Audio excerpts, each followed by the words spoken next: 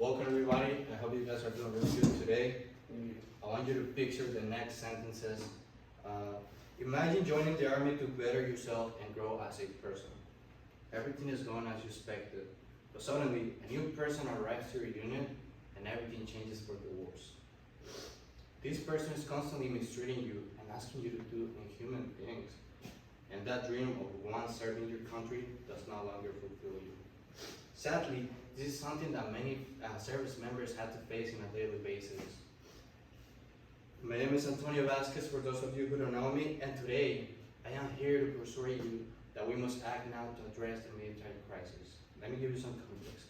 The military crisis right now is that the armed forces are failing to recruit and retain people that want to serve do not meet the criteria, therefore they cannot serve.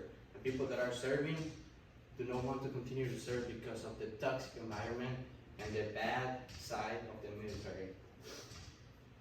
A news report from the military.com by Steve Bannon on May 2nd, 2023 stated that the Army is projected to miss its recruiting goal for the year, signaling a concerning trend in recruiting efforts. And why does this happen? As I mentioned before, we don't have good leaders. And we also have a military surrounded by toxicity. According to Women's Young in Toxic Behavior, published on Military Review, August 2019, toxic leadership reveals detrimental effects on trust building and military readiness. And I know many people might not be affected by this challenge, but the people that are in service right now are the ones that are getting affected. Please raise your hand if you're serving in any branch, military branch at the moment. How many of you felt that you were mistreated and that you weren't recognized for everything that you've done? So again, I am here to persuade you that we must act now to address the military crisis. As a service member myself, I have witnessed mistreatment causing many individuals wanting to leave the military army. How many of you felt that way? How many of you wanted to get out of the army at this point? This presentation will be broken down into 3 different pieces: the military recruitment and retention challenges, the potential solutions for this problem, and we're going to visualize the armed forces in the future utilizing this possible solution. Despite the military efforts to recruit new personnel, low retention rates remain a persistent challenge. According to the Department of Defense, only 23% of 17 to 24-year-olds can meet the service expectations by Jean Germont on April 2023. Let me give you some context about this.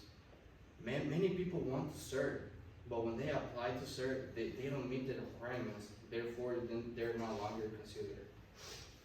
Additionally, the Center for Disease Control and Prevention reports that 22% of 12 to 19-year-old Americans are obese. Again, this is causing the military a big problem because they still not qualify. This is one of the main reasons why the recruitment has been an issue. But on the other hand, the constant toxic environment is also making the retention rate low. According to Cameron Macmillan, he stated, "My variety commander was incompetent on his best day and downright cruel on his worst." This was published on January 11, 2023. Cameron Macmillan is a veteran. He served with the Marine Corps and he deployed with them. When he came back, he started to develop PTSDs. And he stated that it was harder to ask for help than getting shot at. When he asked for help, he was getting called weak. He said that his commander didn't provide him with the help that he needed.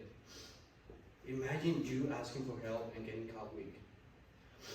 So what are some of the possible solutions for this problem? Well, I believe that we must come together and raise our voice against those people in power.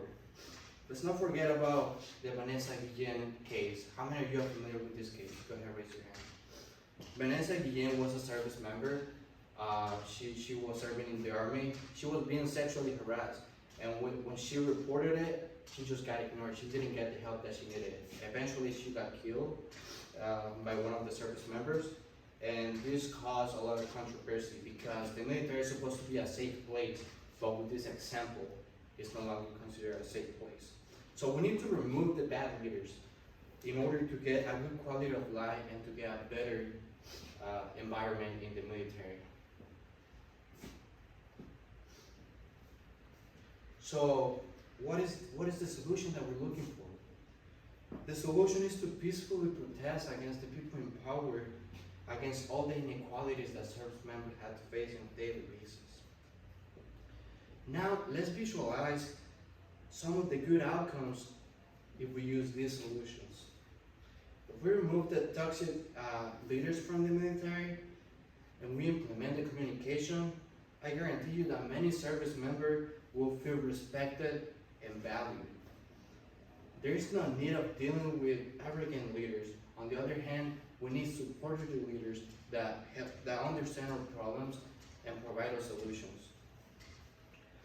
I ensure that these changes will increase the morale, will increase the recruitment, and also will increase the retention rate in the military. In conclusion, today we cover the current challenges that the military is facing right now. We talk about some possible solutions, and we also mentioned the good outcomes of these solutions. So let's come together and act now to address this military crisis. Let's peacefully,